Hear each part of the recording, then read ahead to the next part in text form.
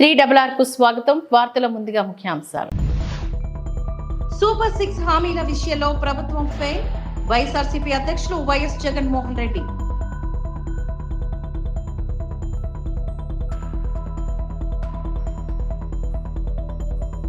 Kadapa steel plant కోసం MP Avinash ఏం చేశారు? షర్మిల ప్రశ్న.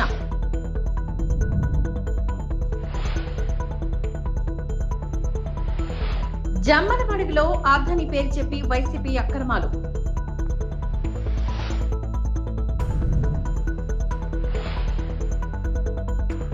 సూపర్ 6 హామీలు అమలు చేయడంలో కూటమి ప్రభుత్వం విఫలమైందని వైఎస్ఆర్సీపీ అధ్యక్షులు వైఎస్ జగన్మోహన్ రెడ్డి మండిపడ్డారు.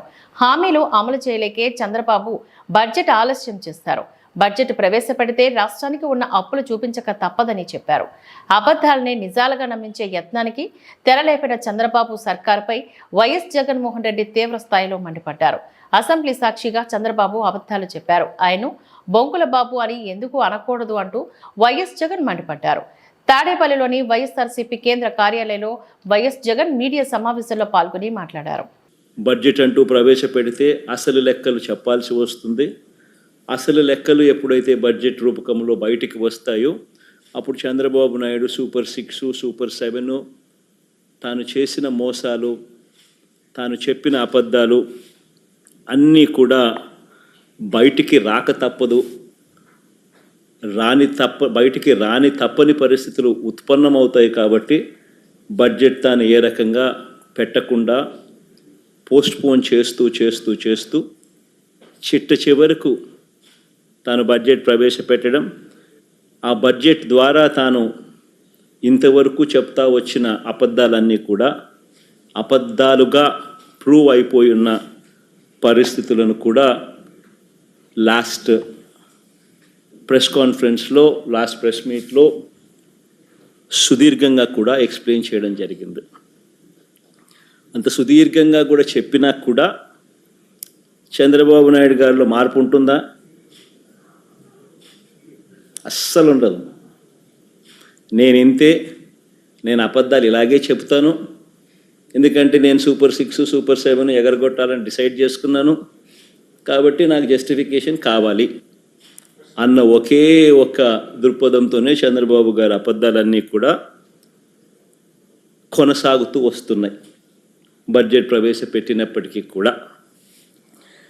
అందుకే మరొకసారి ఆయన మాట్లాడిన మాటల మేరకు ఆయనకు సంబంధించిన ఆయన మంత్రివర్గ సభ్యులు, సహచరులు మాట్లాడిన మాటల్లో వాటిని కూడా అడ్రస్ చేస్తూ కొనసాగింపుగా ఇదే బడ్జెట్ ప్రసంగం మీద నా 2వ ప్రెస్ మీట్ కూడా జరగబోతా ఉంది. రాష్ట్రానికి సంబంధించిన అప్పు ఎంత, రాష్ట్రానికి సంబంధించిన అప్పు ఎంత, రాష్ట్రంలో అప్పులు ఏ మేరకు ఉన్నాయి అన్నది ఒక బడ్జెట్ అంటూ ప్రవేశపెడితే ఖచ్చితంగా ఆ బడ్జెట్ డాక్యుమెంట్స్లో రాష్ట్రానికి సంబంధించిన అప్పులు చూపించక తప్పదు. ఇది బడ్జెట్లో ఖచ్చితంగా జరగాల్సిందే బడ్జెట్ అంటూ ప్రవేశపెడితే. కాబట్టి ఒక్కసారి రీకాల్ చేస్తూ మళ్ళా ఒకసారి అసలు చంద్రబాబు నాయుడు తానంతటి తానే ప్రవేశపెట్టిన ఈ బడ్జెట్లో తాను చెప్పిన లెక్కల ప్రకారమే అప్పుల విషయంగా మళ్ళా ఒకసారి క్విక్గా రీక్యాప్ చేసే దానికోసం ఉజ్జాయింపుగా ఫిగర్లు చూపిస్తా.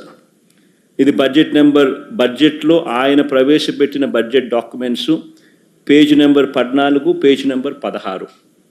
ఈ 2 పేజీలు ఒకసారి చూసినట్టయితే ఆయన ప్రవేశపెట్టిన ఈ బడ్జెట్ డాక్యుమెంట్లోనే రాష్ట్రానికి సంబంధించిన అప్పులు 2018-19 సంవత్సరం అంటే తన చివరి సంవత్సరం నాటికి తాను చూపించిన బడ్జెట్ డాక్యుమెంట్ ప్రకారమే అప్పులు 2,57,700 కోట్లు తాను దిగిపోయే సమయానికి అప్పులు ఉన్నాయి అని తానంతటి తానే చూపించాడు. అంటే పబ్లిక్ డెట్ అవుట్ స్టాండింగ్. రాష్ట్ర ప్రభుత్వం అభివృద్ధి కార్యక్రమాల కోసం భూసేకరణ చేస్తుంటే బీఆర్ఎస్ ఎందుకు అడ్డుకుంటోందని ముఖ్యమంత్రి రేవంత్ రెడ్డి ప్రశ్నించారు.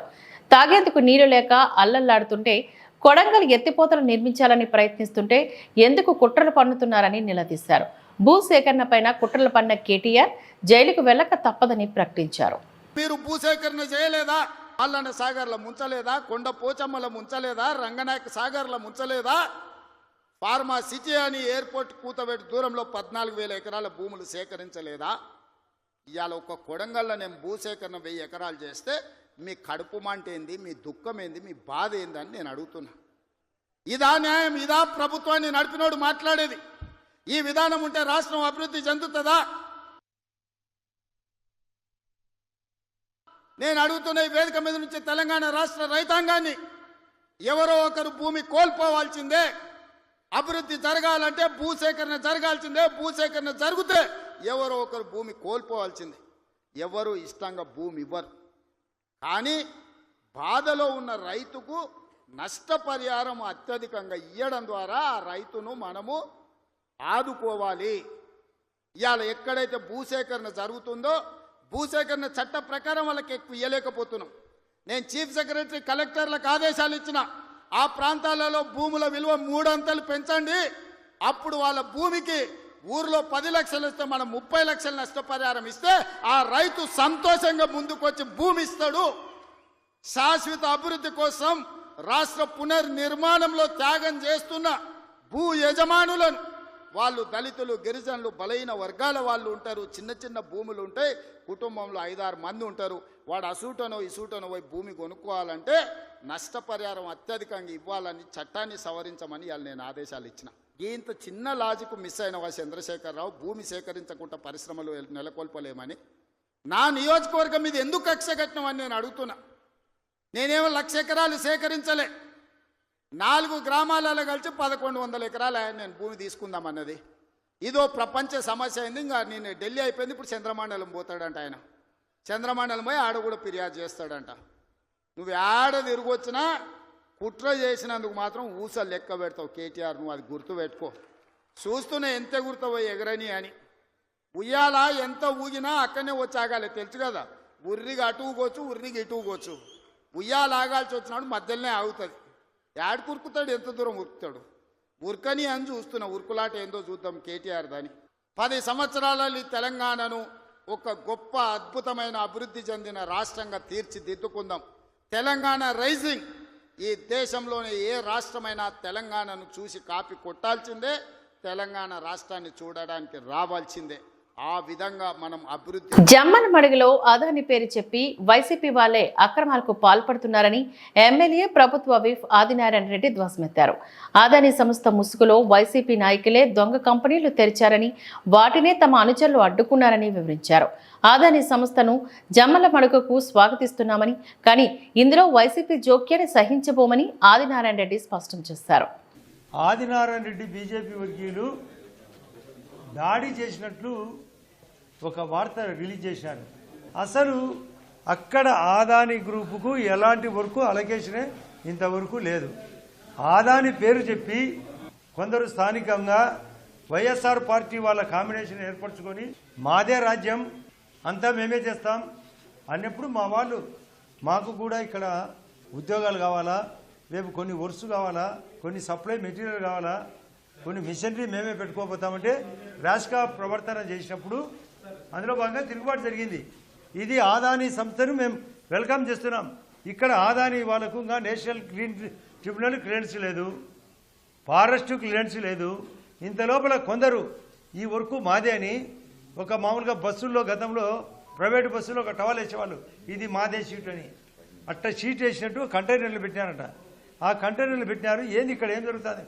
మా వాళ్ళు పరిశీలనకు పోతే మా వాళ్ళని ఏలనగా నిష్ఠూరంగా ఘోరంగా మాట్లాడితే తిరుగుబాటులో భాగంగా జరిగింది. కానీ ఒక పత్రిక చదివినా 10 ఏళ్లు స్థానిక ఎంపీగా ఉన్న అవినాష్ రెడ్డి పైన కడప స్టీల్ ప్లాంట్ కోసం ఏం చేశారని ఏపీ కాంగ్రెస్ అధ్యక్షురాలు వైఎస్ షర్మిల ప్రశ్నించారు. ప్రజలు ఇలాంటి నాయకులను ఎన్నుకునే ముందు ఆలోచించుకోవాలని వ్యాఖ్యానించారు. కడపలోని నిర్వహించిన మీడియా సమావేశంలో షర్మిల మాట్లాడారు. గత 5 ఏళ్లలోని స్టీల్ ప్లాంట్ కోసం జగన్ చేసిందేమీ లేదని అన్నారు. కేవలం టెంకాయలు కొట్టే ఫ్యాక్టరీగానే గత పాలకులు తయారు చేశారని చెప్పారు.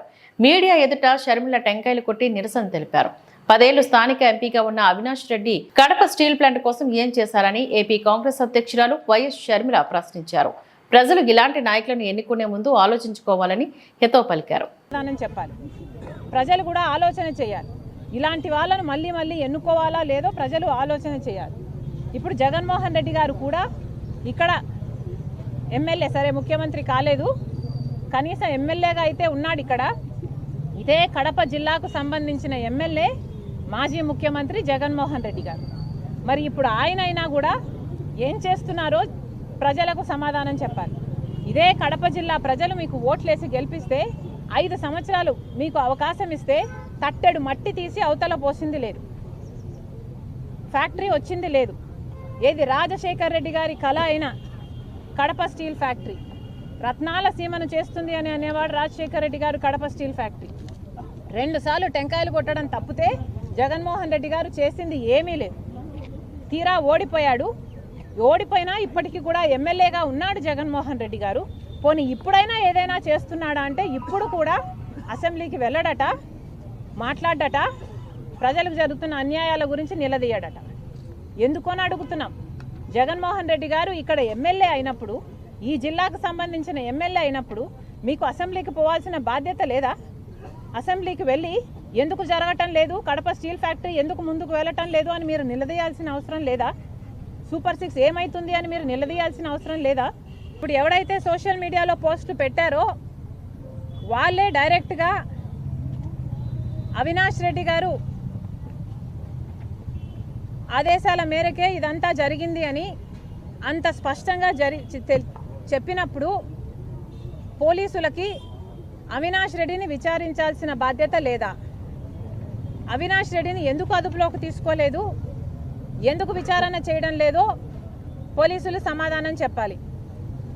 సోషల్ మీడియాలో అసభ్యకరంగా, అవమానకరంగా, చాలా నీచంగా, చాలా ఘోరంగా, ఇంత దిగజారుడు రాజకీయాలు ఎక్కడా లేని విధంగా అంతగా సోషల్ మీడియాలో ఒక నన్ను, అమ్మను, సునీతనే కాదు ఎంతోమంది ఇతర రాజకీయ నాయకుల వాళ్ళ ఇళ్లలో ఉన్న ఆడవాళ్ళను కూడా అంత నీచంగా మాట్లాడితే మరి పోలీసులు ఈ చిన్న చిన్న వాళ్ళను మాత్రమే బాధ్యులను చేస్తారా?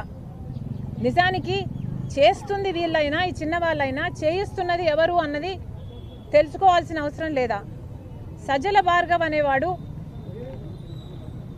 ఈ మొత్తం సోషల్ మీడియా అంతటికీ కూడా ఈ టీం హెడ్ అన్నది అందరికీ తెలిసిన వాస్తవం. మరి సజ్జల భార్గవ్ని ఎందుకు అరెస్ట్ చేయడం లేదు, ఎందుకు ఎంక్వైరీలు చేయటం లేదు? అవినాష్ రెడ్డి గారి పేరు ఒకరు తీస్తే కూడా ఎందుకు అరెస్ట్ లేవు, ఎందుకు వారిని ఎంక్వైరీలు? ఈ రోజు శ్రీకాకుళం నగర పరిధి బలగా పొందిలిపురంలోని శ్రీకాకుళం నగరంలోకి వచ్చే మంచినీరు పైప్ లైన్ పాడైపోవడం వల్ల శ్రీకాకుళం నగరానికి మొత్తం వాటర్ సప్లై నిలిచిపోవడం జరిగింది. దీనిపైన వెంటనే స్పందించి మున్సిపల్ సిబ్బందికి మరియు వైజాగ్ నుంచి టెక్నీషియన్ తెప్పించి వెంటనే మరమ్మతులు చేయించి సాయంత్రం కల్లా వాటర్ సప్లై చేయమని మన ఎమ్మెల్యే గుండు శంకర్ గారు చెప్పడం జరిగింది. వెంటనే పనులు ప్రారంభించడం కూడా జరుగుతున్నాయి. ఈ పనులు పరిశీలించి త్వరగా చేయమని శ్రీకాకుళం నియోజకవర్గ తెలుగు మహిళా అధ్యక్షురాలు శ్రీమతి స్వాతి శంకర్ స్వయంగా వెళ్లి పనులను పరిశీలించారు. ఈ కార్యక్రమంలోని శ్రీకాకుళం నియోజకవర్గ టీఎన్ఎస్ఎఫ్ అధ్యక్షుడు రెడ్డి, గిరిజీ శంకర్, మట్ట మురళి, సాధు, అజియా స్థానికులు నాయకులు పాల్గొనడం జరిగింది.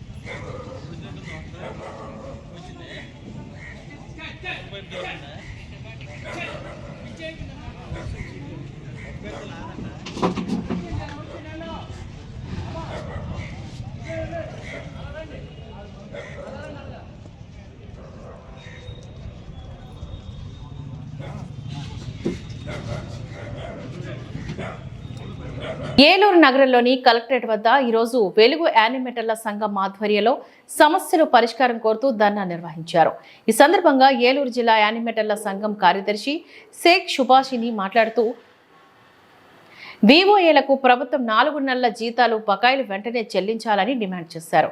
అంతేకాకుండా కాలపరిమితి సర్కులర్ను రద్దు చేయాలని అన్నారు. తెలుగుదేశం పార్టీకి చెందిన నాయకుల ఒత్తిడి ఎక్కువగా ఉందని ఆవేదన వ్యక్తం చేశారు. దాదాపు జిల్లాలోని 100 మందికి పైగా వివోఏలను తొలగించి తెలుగుదేశం పార్టీకి చెందిన మహిళలను నియమించారని, దీనివల్ల తొలగించిన యానిమేటర్ల కుటుంబాలు రోడ్డున పడ్డాయని ఆరోపించారు. తొలగించిన యానిమేటర్లను వెంటనే విధుల్లోకి తీసుకోవాలని డిమాండ్ చేశారు. వివోఏల సంఘం జిల్లా ప్రధాన కార్యదర్శి ఈ రోజున కలెక్టరేట్ వద్ద పెద్ద ఎత్తున వివోఏలందరం కూడా మా బాధలు చెప్పుకోవాలి, మా గోడుని చెప్పుకోవాలనేది నిరసన కార్యక్రమం చేస్తూ ఉన్నాం. ఈ రోజున కాల పరిమితి సర్కులర్ గత ప్రభుత్వం తీసుకుని వస్తే దాన్ని కొనసాగింపు ఈ రోజున ఈ ప్రభుత్వం చేస్తూ ఉంది. ఆ సర్కులర్లో తీసుకొచ్చింది ప్రభుత్వాలే. అది నష్టం కలిగిస్తుందని మేము నెత్తి నోరు కొట్టుకుని ఉంటే దాన్ని రద్దు చేయవలసింది కూడా ప్రభుత్వాలే. కావున మాకు ఉద్యోగ భద్రత కావాలి. ఇన్ని సంవత్సరాలు మేము పనిచేసినప్పుడు మేము డిమాండే చేస్తాం ప్రభుత్వాన్ని. మాతో పని చేయించుకున్నారు కదా, మాతో పని చేయించుకున్నప్పుడు మా హక్కు ఉంది, మేము అడుగుతాం. మాకు కావాల్సింది మీరు ఖచ్చితంగా ఈ ప్రభుత్వాలు చేయాలి. మా సేవల్ని ఇన్ని రోజులు చేయించుకుని ఈ రోజున మేము అంతా ముసలోళ్ళం అయిపోయాం, మా వయసు అయిపోయింది. ఈరోజు మా గురించి మాట్లాడండి అంటే కాల పరిమితి ఉంది అని అధికారులు, రాజకీయ నాయకులు ఇలా అక్రమ తొలగింపులు చేస్తూ ఉన్నారు. అదిరిపోయి బెదిరిపోయి భయంతో మేము ఎన్ని రోజులు ఈ డ్యూటీ చేయాలి. దయచేసి ఏదైతే కాల పరిమితి ఉందో అది వెంటనే ఈ ప్రభుత్వం మాట్లాడి చర్చలు జరిపి వెంటనే దాన్ని సర్కులర్ని రద్దు చేయాలి. అదేవిధంగా ఇప్పుడు ఎక్కడైతే జిల్లాలో 100 మందికి పైగా ఎక్కడైతే తొలగించారో ప్రతి ఒక్క వివోఏని విధుల్లోకి తీసుకోవాలి. అదేవిధంగా 4 నెలల బకాయిలు మాకు రావాల్సి ఉంది. ఈ రోజున గట్టి కలము తిని మేము పని చేయాలా, జీతాలు ఉంటేనే కదా. పై అధికారులు అందరూ నెలకా నెల జీతాలు వస్తే వాళ్ళు డ్యూటీలు చేస్తూ ఉన్నారు. ఈ రోజున నెలల తరబడి జీతాలు రాకపోతే ఏం తిని మేము పని చేయాలనేది అడుగుతూ ఉన్నాం. వెంటనే మాకు అమలు చేయండి. ఈరోజు అసెంబ్లీలు నడుస్తూ ఉంటే కార్మికుల గురించి, వర్కర్స్ గురించి ఒక్క సమస్య ఇన్ని వినతి పత్రాలు ఎమ్మెల్యేలకి, స్థానిక నాయకులకి, అధికారులకి ఇస్తే ఒక్క చర్చ కూడా మరి అక్కడ కనిపించదు. చర్చ ఏంటి అని అంటే ఎలా దాచుకోవాలి అనే దాని మీద చర్చలు నడుస్తూ ఉన్నాయి. ఈరోజు అభివృద్ధి కావాలి దేశం అని అంటే ఇక్కడ ఉన్న కార్మికులు, వర్కర్స్ పనిచేస్తారే. మరి 1 కోటి మందిని గైడ్ చేస్తే వివోఏలో ఇన్ని సంవత్సరాలుగా పనిచేస్తూ ఉంటే మా గురించి ఇక్కడ ఉన్న సీఎం గారు ఎందుకు మాట్లాడరు? మా సమస్య ఎందుకు పరిష్కారం చేయరు? ఇక్కడ ఉన్న సర్ప్ సిఇఓ గారు, చీఫ్ సెక్రటరీ మా గురించి ఎందుకు మాట్లాడరు? వెంటనే మాట్లాడాలనేది డిమాండ్ చేస్తూ ఉన్నాము. మా సమస్యలు పరిష్కారం చేయాలి, అక్రమ తొలగింపులు ఆవాలి. మా ఆవేదన ఏది ఉందో మా ఆవేదనని కూర్చోబెట్టి చర్చలు జరపండి. వెంటనే రాష్ట్ర కమిటీని పిలవండి, చర్చలు జరిపి పరిష్కార దిశగా చూడండి. లేదంటే మా ఈ పోరాటం రాష్ట్ర వ్యాప్తంగా చేస్తామనేది సందర్భంగా తెలియజేస్తా ఉన్నాం. అన్నమయ్య జిల్లా రైల్వే కోడూరు నియోజకవర్గం పుల్లంపేటలోని సర్వే నంబర్ 280లో గల హిందూ శ్మశాన వాటికలో ప్రభుత్వ నిధులతో ఏర్పాటు చేసిన ప్రహారీ గోడను కూల్చివేసి 4 రోజులు జరుగుతున్నా కూడా ఇంతవరకు విచారణ చేసి కనుగొనలేదని, ఎక్కడైనా కూల్చేసిన వారిని కనుగొని వారిని కఠినంగా శిక్షించాలని అన్నమయ్య జిల్లా బీజేపీ అధ్యక్షుడు సాయి లోకేష్ అన్నారు. లేదంటే ఆర్డీఓ కలెక్టర్ దృష్టికి తీసుకువెళ్తామని తెలిపారు. ఈ కార్యక్రమంలోని Koduru BJP assembly incharge Changal Raju, జిల్లా ఉపాధ్యక్షులు సురేష్ రాజు, వెంకటరమణ, కంబాల శ్రీనివాసులు, మోహన్ తదితరులు పాల్గొన్నారు. శ్మశానం ప్రహరీ గోడ నిర్మాణం జరిగింది. ఆ నిర్మాణం జరిగిన తర్వాత ఈ స్థలం మాది అని చెప్పి కొంతమంది దొంగ పట్టా పాస్బుక్లు తయారు చేసుకోవడం జరిగిందని చెప్పి స్థానికుల వారి ద్వారా వినడం జరిగింది. అదేవిధంగా వాస్తవికంగా రెవెన్యూ వారు ఇది ప్రభుత్వదా, ప్రత్యేక వ్యక్తులదా గుర్తించాల్సిన అవసరం రెవెన్యూ డిపార్ట్మెంట్ మీద ఎంతైనా ఉంది. అదేవిధంగా ప్రభుత్వది కానప్పుడైతే ఈ ప్రభుత్వ నిధులతో ఎలా నిర్మాణం చేసేటప్పుడు ఎందుకు ఈ పోలీస్ యంత్రాంగం అయితేనేమి, రెవెన్యూ యంత్రాంగం అయితేనే చూస్తూ ఊరుక ఉన్నది. కాబట్టి ఈరోజు ప్రభుత్వ నిధులతో కట్టేటువంటి ప్రహరీ గోడను ఎవరైతే కూలగొట్టడం జరిగిందో వారిని ప్రభుత్వ వెంటనే పోలీస్ యంత్రాంగం కావచ్చు, రెవెన్యూ యంత్రాంగం కావచ్చు, అతి త్వరలో వారిని అరెస్ట్ చేసి వాటికి కాంపౌండ్ వాళ్ళు ప్రభుత్వ నిధులతో నిర్మించబడడం జరిగిందో అది అంతా కూడా కూలగొట్టి ఈ భూమిని అంతా కొద్దిగా చదువు చేస్తూ పక్కగా గోడ నెట్టేయటం జరిగింది. 16వ తేదీ రాత్రి ఈ సంఘటన జరిగితే ఈరోజు 20వ తేదీ. నాకు తెలిసినందుకు అందరూ స్థానికులు అనేది ఏంటంటే ఈరోజు కూడా ఈ యొక్క సంస్థకి ఎవరు నిందితులో వాళ్ళని గుర్తించలేదు అనేసి చెప్పడం జరిగింది. ఇది ఎంతో బాధాకరమైన విషయం. హిందూ శ్మశాన వాటికకి ఏదైతే కాంపౌండ్ వాళ్ళు దుర్మార్గులు వారు ఒక దురుద్దేశంతో పడగొడితే దానికి వెనువెంటనే స్పందించడం కాకుండా దానికి 4 రోజులైనా కూడా చాలా కాలాతీతం చేయటం అన్నది ఎంతో దురదృష్టకరమైన విషయం. ఇది మరి పదే భారతీయ జనతా పార్టీ ధాన్యం కొనుగోళ్లపైన అడగని సీఎం రేవంత్ రెడ్డి మద్యం విక్రయాలపై మాత్రం అధికారులను అడుగుతున్నాడని మాజీ హరీష్ రావు ఆరోపించారు. రైతుల సమస్యల పట్ల కాంగ్రెస్ ప్రభుత్వ తీరుపై బీఆర్ఎస్ పోరాటం ఆగదని మరోమారు స్పష్టం చేశారు. మహబూబ్ నగర్ జిల్లా ఆమాపూర్ కురుమూర్తి స్వామిని దర్శించుకున్న హరీష్ రావు మార్గ మధ్యలో మదనాపురం మండలం నెలివిడి వద్ద వరి కొనుగోలు కేంద్రాన్ని పరిశీలించారు. కొనుగోళ్ల తీరుపై రైతులను ఆరా తీశారు. 10 ఏళ్లలోని రైతు సీఎంగా కేసీఆర్ నిలిస్తే రేవంత్ రెడ్డి హామీల మాటలతో కాలం వెళ్లదీస్తున్నాడని విమర్శించారు. కేసీఆర్ కల్ప మొక్క కాదని కల్పవృక్షమని హరీష్ రావు వెల్లడించారు. ఆ రోజు అటున్న సూర్యుడు ఇటు పొడిచిన భూమి ఆకాశం ఒకటైనా మాట దప్పను అని మాట్లాడిండు. కురుమూర్తి వెంకటేశ్వర స్వామి మీద ప్రమాణం చేసి చెప్తున్న మాట దప్పను 15 ఆగస్టులోగా రైతుల రుణమాఫీ చేస్తా అని పార్లమెంట్ ఎన్నికల ముందు రేవంత్ రెడ్డి గారు ప్రజలకు మాట ఇచ్చారు. మరి నిజంగా మాట మీద నిలబడ్డారా? నేను ఇప్పుడు వస్తూ దారిలో ఒక ఊర్లో ఆగాను, నెల్విడి గ్రామంలో ఆగాను. అక్కడ రైతు లక్ష్మయ్య, అదేవిధంగా కృష్ణ యాదవ్, సీతమ్మ, శాంతమ్మ, కొంతమంది రైతులను అడిగాం రుణమాఫీ అయిందా అని. మాకు కాలేదు అని చెప్పారు. ముఖ్యమంత్రి గారు నేను అనుకున్నా మొన్న ఈ మధ్య కురుమూర్తి దర్శనానికి వస్తే పాపం చేసింది కదా, దేవుడి మీద ఒట్టుబెట్టి మాట తప్పింది కదా, బహుశా కురుమూర్తి స్వామిని వేడుకుంటాడేమో, తప్పైందని క్షమించుమని వేడుకుంటాడేమో ముఖ్యమంత్రి అనుకున్నా. కానీ ఆయన ప్రాయశ్చిత్తం చేసుకోలేదు. ఎవడు ఎక్కువ మాట్లాడతాడు, తిట్ల పురాణం ఎవడందుకుంటాడు? చేతగానోడు, పరిపాలన చేతగానోడు, ఓడిపోయేవాడు, ఫ్రస్ట్రేషన్లో ఈ వదులుబోతు మాటలన్నీ మాట్లాడుతుంటారు. ఇవాళ రేవంత్ రెడ్డి పొద్దున్న లేస్తే నిన్న 45 నిమిషాల ప్రసంగం చేస్తే 50 సార్లు కేసీఆర్ని యాద్ చేసుకున్నాడు. ఆయనకు నిద్రలో కూడా కేసీఆర్ యాదికి వస్తుండు, నిద్రలో కూడా బీఆర్ఎస్ యాదికి వస్తుంది. మరి కేసీఆర్ లేకుండా చేస్తా అంటాడు. అంటే నీకు కేసీఆర్ భయం పట్టుకున్నది, నీకు అర్థమైంది నీ పని అయిపోయిందని. ప్రజలందరూ కేసీఆర్ అన్నా యాడున్నావు అంటుండ్రు, ప్రజలు కేసీఆర్ ను యాద్ చేసుకుంటుండ్రు. గుంటూరు జిల్లా తెనాలి మార్కెట్ చిరు వ్యాపారస్తులు ఆందోళన కార్యక్రమం చేపట్టారు. పండ్లు, ఆకుకూరలు, కూరగాయలన్నింటినీ రోడ్లపైన పోసి నిరసనకు దిగారు.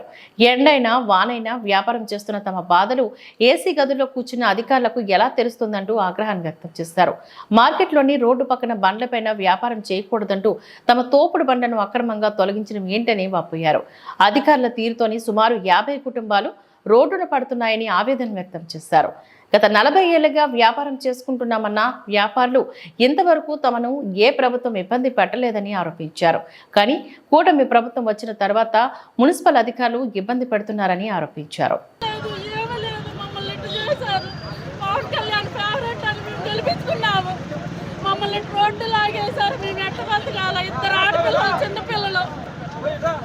మమ్మల్ని ఎత్తి మీద వెళ్ళకుండా ఏమి లేకోకుండా 10,000 రూపాయలు పెట్టుబడి పెట్టాము. కాలిపవర్ అంతా తీసుకెళ్ళి చంద్రబాబు కాలంలో పోతున్నాము.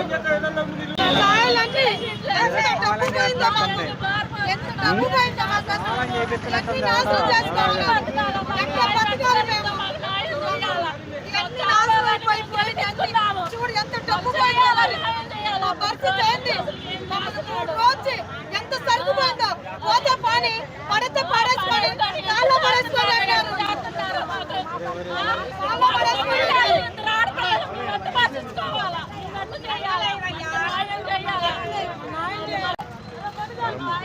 నా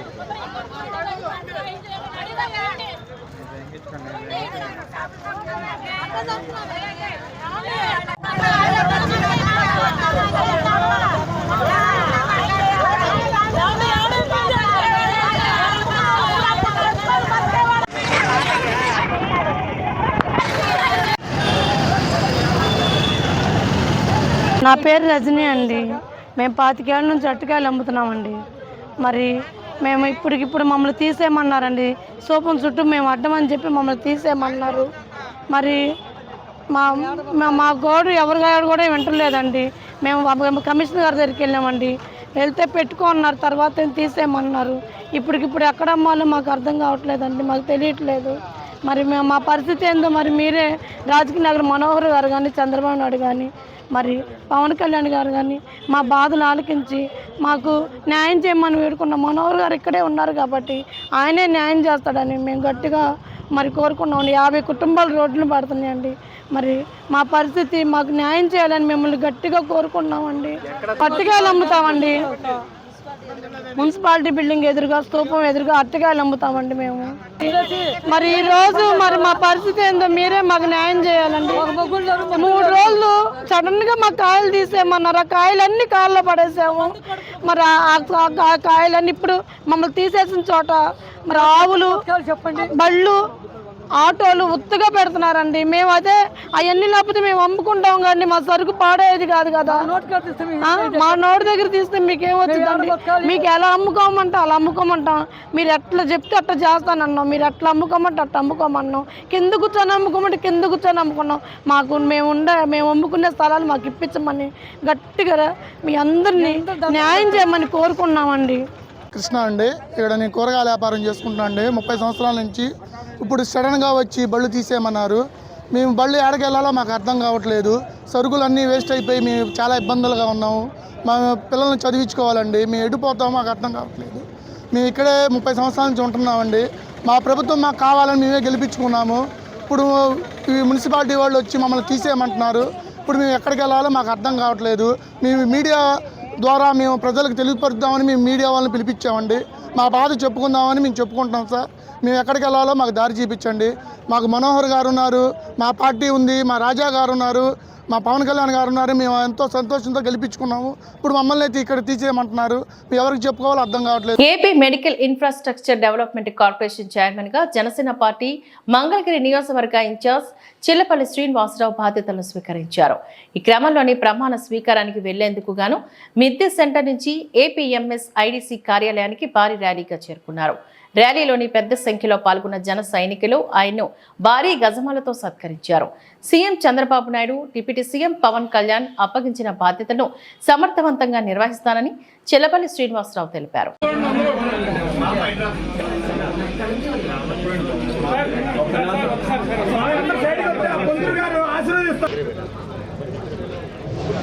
అందరికీ నమస్కారం.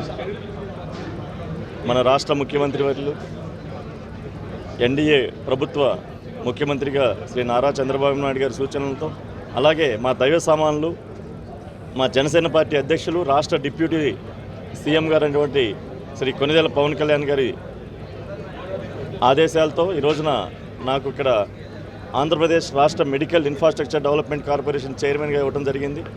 దీన్ని నా ఎఫర్ట్, నా బెస్ట్ ఏదైతే ఉందో పేద ప్రజలకి కార్పొరేట్ వైద్యం, వాళ్ళందరికీ కూడా కార్పొరేట్ వైద్యం అందే దిశగా నేను ప్రణాళికలు చేసి దీన్ని డెవలప్ చేస్తానని చెప్పి, అలాగే మా హెల్త్ మినిస్టర్ గారి సూచనలతో కూడా నడుచుకొని, మా ప్రిన్సిపల్ సెక్రటరీ గారు అలాగే మా డిపార్ట్మెంట్ అంతటితో కూడా కలుపుకొని వాళ్ళ యొక్క విజనరీని మేము దృష్టిలో పెట్టుకొని రాష్ట్రంలో అందరి ప్రజలకి సమానంగా వైద్యం అందాలి. వైద్యం ఈ రోజున వైద్యం నారాయణోహరి అంటారు. వైద్యాన్ని ఒక వినూత్నంగా ప్రజలు అంతా కూడా ఆరోగ్యంగా సుభిక్షంగా ఉండేదానికి మేము కృషి చేస్తామని చెప్పి ఈ సందర్భంగా తెలియజేసుకుంటాం. ఈ వార్తలు ఇంతటితో సమాప్తం. నమస్కారం.